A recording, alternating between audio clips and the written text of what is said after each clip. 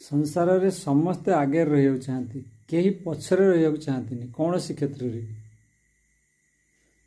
किंतु आमको फील हुए अनुभव हुए कि आम पछरे रही जाइए। यार कारण हूँ जे आमे ना निजर स्थिति को ठीक भाव जानीचे ना अन्यर स्थिति को ठीक भाव जानीचे। आमे कहार मनर स्थिति की ठीक भाव बुझीने कि निज मनर स्थिति की ठीक भाव बुझीने केवल आमे द्वंद्व रहीचे।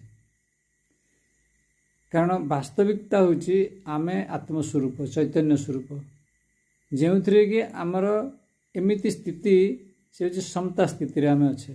तेणु सेठी आमे ना आगरे अच्छे ना पछरे अच्छे गोटे समस्थिति रही बालांस कंडीशन रही।